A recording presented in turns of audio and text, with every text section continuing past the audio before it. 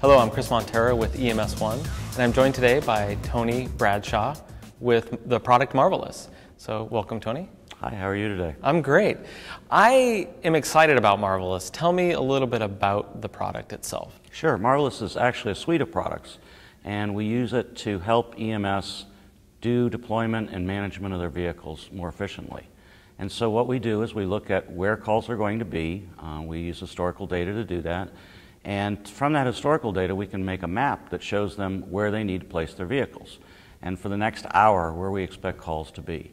And by taking that map, using that to post their vehicles, they can get to the scene faster when a call comes in. So it's kind of like very dynamic system status management. It is. That's exactly what it is. It's dynamic system status management. It's doing system status management on the fly, using live data, using our vehicle locations, using that historical data, and constantly updating that. So instead of doing a plan once every quarter, you're doing a plan basically every 5 minutes and looking at your data.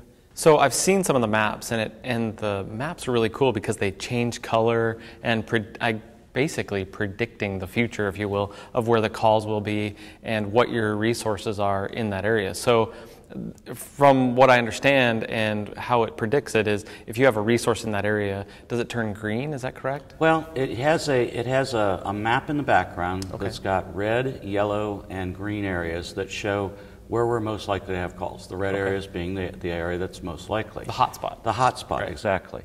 And then it shows each vehicle and how far that vehicle can actually cover within our required response time. That's the blue areas that you'll see on the map around the vehicles.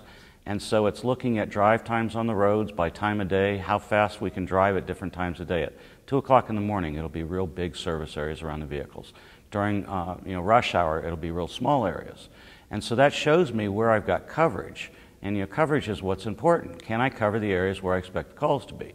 So as those vehicles are driving around, those service areas around the vehicles are showing where I've got coverage.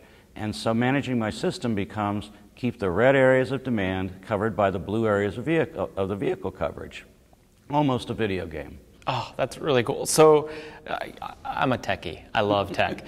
And I think it's really cool to be able to take that kind of model and apply it. So how do you have real-time traffic data that feeds into that? How do you know? Yeah, we don't currently use real-time traffic data. What we do is we look at emergency vehicle data from your AVL and look at the historical data for time of day and day of week. So I know when rush hour is, I know how your vehicles travel. So with a red light and a siren, I might be able to go a lot faster than a semi or the trucks that they would normally use for looking at travel speeds with traffic.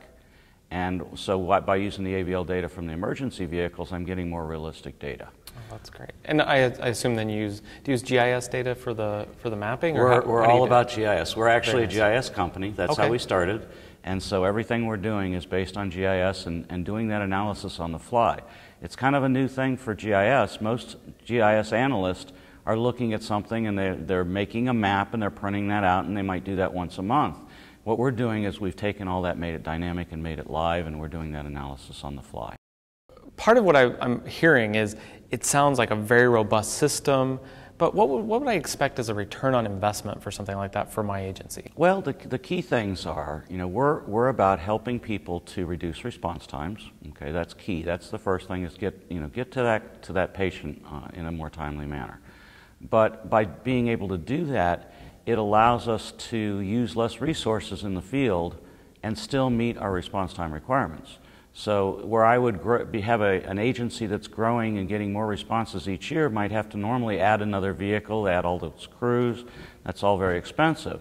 Well, by using MARVLIS and by managing and deploying their vehicles more effectively, then they don't have to add the extra vehicles. So they can save a lot of money that way. Oh, that's great. That's excellent.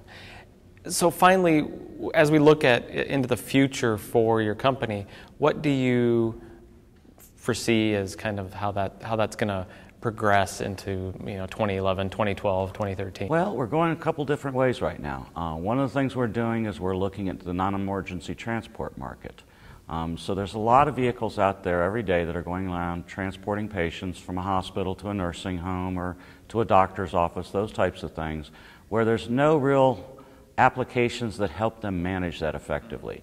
And so what we're going to be able to do is to optimize the routing on those, look at how many transports you've got today and where they're at, and how many vehicles you've got available, and help plan the most efficient route to save gasoline, to save driving and wear and tear on your vehicles, and also to meet your customers' requirements more effectively, so you're getting there on time and you're not having a lot of late calls.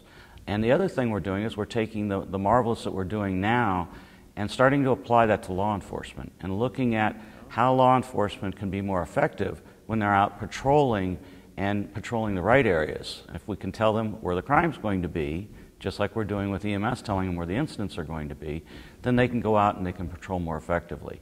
And so we can help them to save money and at the same time prevent crime or get better arrest records on the crimes that's happening. There was a police commissioner in New York City that did that a couple years ago under Rudy Giuliani, and they created this idea that you have a community policing model and you deploy police cars and police units where you assume that the next call is going to be. So that's actually really right. That was a gentleman named William Bratton, and he later on went to Los Angeles and had very, very good results in Los Angeles as well. And what he was doing was called CompStat, and they do it once a week or once every other week. It varies at different sites. And what we want to do is we want to take that dynamic and make that more live, like what we're doing with EMS. We think we can be very effective with that. Well, that's great. Thank you very much. Very exciting news, and I can't wait to look at Marvlis again. Thank you. Appreciate it.